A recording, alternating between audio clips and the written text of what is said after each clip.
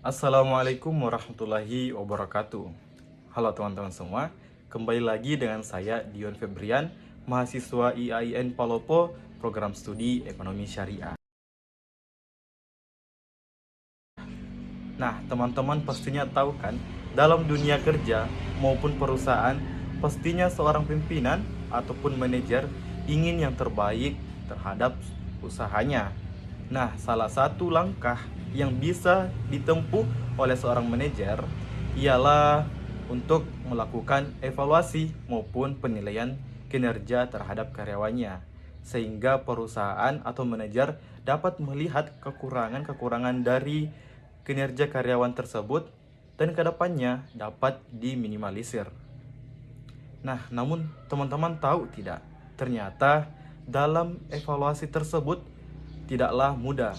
Di sini kita harus melakukan beberapa hal dan juga ternyata kemungkinan dalam melakukan evaluasi tersebut di dalamnya kita bisa mendapat beberapa kendala. Nah, teman-teman sudah penasaran tidak dengan pembahasan kita? Namun sebelum saya lanjut, teman-teman silakan tombol klik like, subscribe, dan jangan lupa untuk menyalakan loncengnya sehingga teman-teman tidak ketinggalan video terbaru dari saya. Baik teman-teman, mari kita simak pembahasan kita pada kali ini.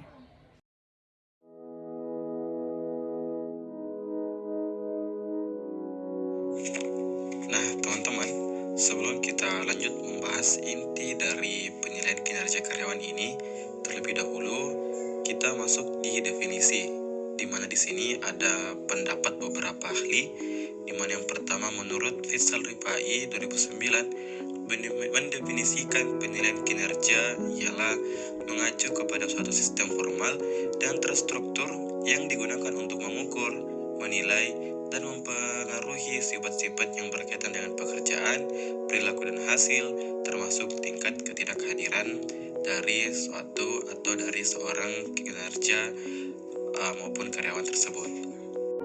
Nah, selanjutnya menurut Anwar P. Mangkunegara 2009 juga mendefinisikan penilaian kinerja ialah suatu proses penilaian kinerja yang dilakukan pemimpin perusahaan secara sistematik berdasarkan pekerjaan yang ditugaskan kepadanya.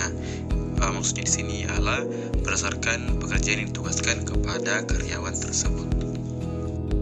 Nah, berdasarkan pengertian dari beberapa ahli di atas, dapat kita simpulkan bahwasanya penilaian kinerja adalah suatu penilaian yang dilakukan kepada pihak manajemen perusahaan, baik para karyawan maupun manajer yang selama ini telah melakukan pekerjaannya sesuai dengan standar dan kriteria yang telah ditetapkan dalam kurun waktu tertentu dalam sebuah perusahaan maupun dunia kerja.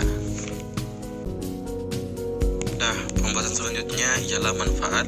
Namun sebelum kita membahas mengenai manfaat, terlebih dahulu kita mengetahui ternyata adalah alasan dari penilaian kinerja karyawan ini, di mana ialah melalui penilaian kinerja atasan akan mengetahui apa yang menyebabkan terjadinya kinerja yang buruk oleh karyawannya, sehingga atasan dapat membantu mengatasinya dan dapat membantu karyawan untuk mengatasi hal-hal tersebut.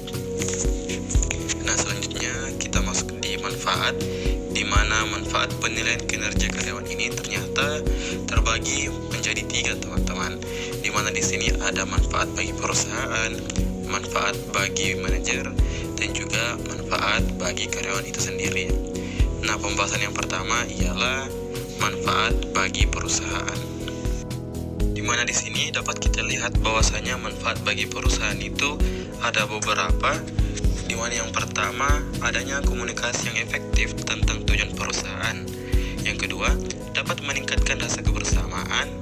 Kebersamaan di sini ialah kebersamaan di antara para pekerja, baik itu dari manajer atau atasan maupun ke bawahannya atau karyawannya. Terus yang ketiga ialah mengembangkan kemampuan, keterampilan, dan kemauan para karyawan dalam bekerja. Dan yang terakhir, dapat meningkatkan pandangan secara luas tentang tugas para karyawannya itu sendiri. Selanjutnya, manfaat bagi seorang manajer, di mana yang pertama ialah kesempatan untuk mengukur dan mengidentifikasi kecenderungan kinerja karyawan karyawan untuk perbaikan manajemen selanjutnya. Jadi untuk manajer, dia sudah dapat melihat kekurangan-kekurangan dari karyawannya itu sendiri sehingga kedepannya dapat diperbaiki. Terus yang kedua, kesempatan untuk mengembangkan suatu pandangan umum tentang pekerjaan individu dan departemen yang lengkap. Yang ketiga, memberikan peluang untuk mengembangkan sistem pengawasan baik untuk pekerjaan manajer sendiri maupun pekerjaan dari bawahannya. Selanjutnya ialah identifikasi gagasan untuk peningkatan tentang nilai pribadi kerja dan beberapa hal lainnya itu. Nah teman-teman, selain manfaat bagi perusahaan dan juga manajer, ternyata di sini manfaatnya juga dapat berdampak bagi seorang karyawan sendiri. Di mana di sini yang pertama, karyawan dapat termotivasi untuk lebih baik lagi akibat dari penilaian yang telah diberikan atau hasil penilaian telah diberikan dari seorang manajer. Yang kedua ialah dapat meningkatkan kepuasan kerja.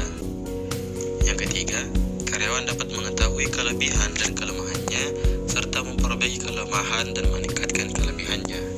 Karena hasil penilaian tersebut, pastinya seorang manajer akan menyampaikan secara individu kepada seorang karyawan tersebut. Dan yang keempat, dapat mengetahui standar hasil yang telah ditetapkan. Nah, setelah mengetahui manfaat dari penilaian tersebut, selanjutnya kita mempelajari mengenai proses-proses dari penilaian tersebut. Di mana di sini kita memerlukan beberapa langkah. Di mana yang pertama ialah kita mempersiapkan data-data yang dibutuhkan. Di mana ini merupakan langkah yang pertama yang berkaitan dengan perilaku dan kinerja bawahannya. Terus yang kedua, membuat penilaian. Gunakan data-data yang telah dipersiapkan tersebut sebagai landasan menilai dan memberikan umpan balik. Yang ketiga, diskusikan dengan atasan langsung. Nah, selanjutnya kita masuk ke kendala, di mana dalam ini kita kemungkinan akan mendapat beberapa kendala, di mana yang pertama adalah biaya yang dikeluarkan untuk melakukan penilaian kinerja karyawan tidaklah murah. Yang kedua, jika hasil penilaian kinerja dipublikasikan dan para karyawan mengetahui hasil penilaian tersebut, maka itu bisa menjadi bahan pembicaraan atau gosip yang lambat laun jika tidak diatasi akan menjadi efek bola salju. Dan yang ketiga ialah penilaian kinerja yang dilakukan kadangkala bersifat subjektif. Nah, selanjutnya adapun solusi yang dapat ditempuh oleh seorang pimpinan ialah pimpinan tidak boleh menempatkan posisi dirinya sebagai orang yang serba tahu, namun pimpinan juga tidak boleh terlalu memperlihatkan sebagai orang yang serba tidak tahu. Dalam artian, pimpinan di sini boleh untuk meminta saran kepada bawahannya.